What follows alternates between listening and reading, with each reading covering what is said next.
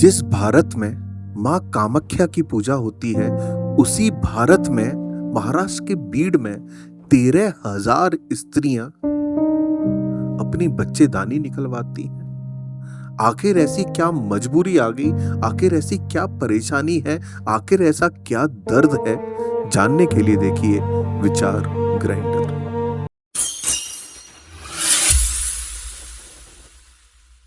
सावित्री की नई नई शादी हुई। जैसे हर स्त्री का सपना होता है, उसका पति, उसके बच्चे, उसका परिवार, ऐसे ही सावित्री का सपना था कि उसका परिवार बढ़े, वो अपने पति के साथ समय निकाले, कुछ पलों को बिताए। मगर अफसोस, गरीबी का कोई सपना नहीं होता। सावित्री का पति 15 से 20 घंटे काम करता, घर आता, टूट के सो जाता, फिर उठ के वापस काम पर चला जाता। सावित्री को देखकर दुख लगता।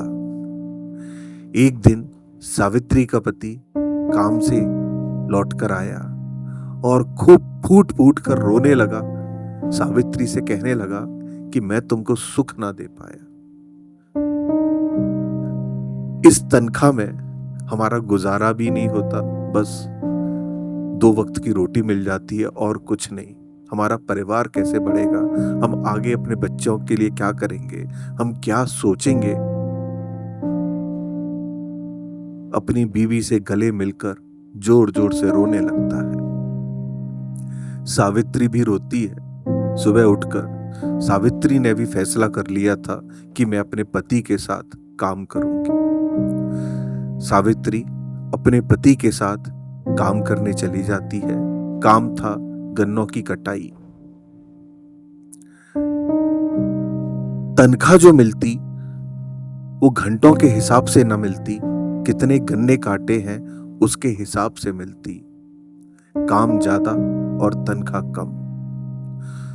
दोनों ने एक दूसरे का हाथ बटाने के लिए मिलकर काम करना चालू किया। दोनों मियां बीवी जाते, 15-20 घंटे काम करते, आते, खाना बनाते, सो जाते। यही इन दोनों की दिनचर्या थी। ना घूमना, ना फिरना, ना कुछ करना, बस काम काम, और वो भी 15 से 20 घंटे। एक दिन सावित्री को, जैसे कि हर स्त्री को होता है, पीरियड्स, मासिक धर्म, सावित्री को भी हुआ।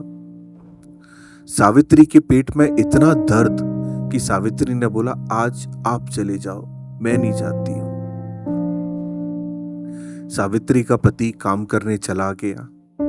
6-7 दिन सावित्री के पति ने काम किया और पगार जो मिली इतनी कम कि जिसमें घर का गुजारा भी नहीं चल पाता। सावित्री देखकर रोने लगी, उसका पति भी देखकर रोने लगा। क्या करे? जैसे ही माहवारी का दिन आता, पीरियड्स का दिन आता, सावित्री उसका दुख बनाती। और दुख बनाने का कारण था कि 6 दिन पगार नहीं मिलेगी, क्या कमाएंगे, क्या खाएंगे।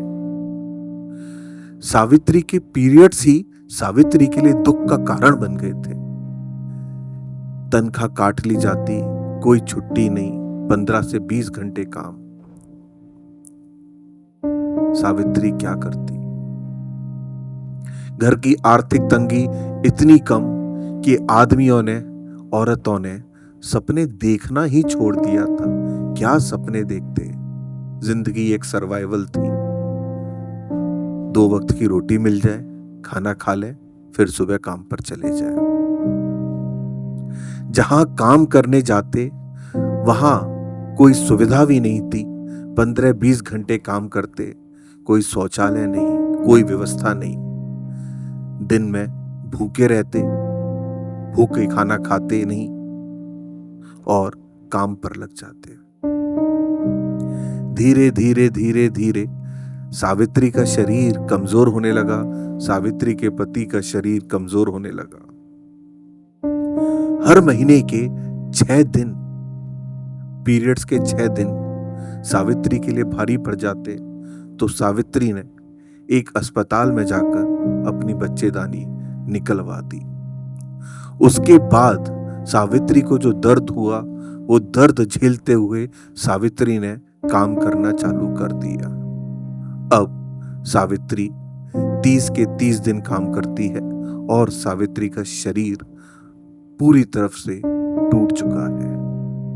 और इतनी मेहनत करने के बाद भी ना उन पर कोई बहुत बड़ा घर है, बस कमाना खाना। वो सावित्री जिसने सपना देखा था कि उसके बच्चे होंगे, उसका परिवार होगा, सावित्री का परिवार में बस वो और उसके पति, और कोई बच्चा नहीं। ये कहानी नहीं, ये एक हकीकत है जो बीड़ में हो रही है। बहुत स्त्रियों ने अपनी बच्चेदानी निकलवा ली है। उसका कारण कि उनकी बच्चेदानी उनके काम के लिए बाधा बन जाती है और कोई सामान्य सुविधा नहीं मिलती। इस कारण उन्होंने अपनी बच्चेदानी निकलवा ली। ये उनका दुख है। जिस भारत में मां कामाख्या की पूजा होती है, उस भारत में सृष्टि की रचना करने वाली स्त्री के साथ ये घटना हो रही है। क्या ये सरकारी मुद्दे होने चाहिए क्या नहीं? हम हिंदू मुस्लिम में ही लड़ते रहे, ये क्या परेशानी का विषय नहीं? एक स्त्री के साथ ये घटना, और एक नहीं, काफी स्त्रियां हैं। आप इंटरनेट पर सर्च कीजिएगा, गूगल पर सर्च कीजिएगा, बीड़ में। ये कहानी में सावित्री काल्पनिक है, उसका पति काल्पनिक है, मगर ये परेशानी, ये घटना किसी ना किसी स्त्री के साथ हो रही है, वो सत्य है। 25 साल से कम की लड़कियों ने भी अपनी बच्चेदानी निकलवा ली, और बच्चेदानी निकलवाने के बाद शारीरिक परेशानियां आती हैं, हार्मोन्स डिसबैलेंस हो जाते हैं, मूड स्विंग होता है, डिप्रेशन होता है। और एक प्राकृतिक चीज जो प्रकृति ने दी, जो माँ दुर्गा ने, माँ काली के आशीर्वाद ने दी। अगर आप कोई भी माइथोलॉजिकल किताब पढ़िएगा, उसमें प्रकृति की रचना जो हुई है और उसी के साथ ये घटना होती है। जरा इसको सोचिए। धन्यवाद। जय हिंद, जय भारत, वंदे मातरम।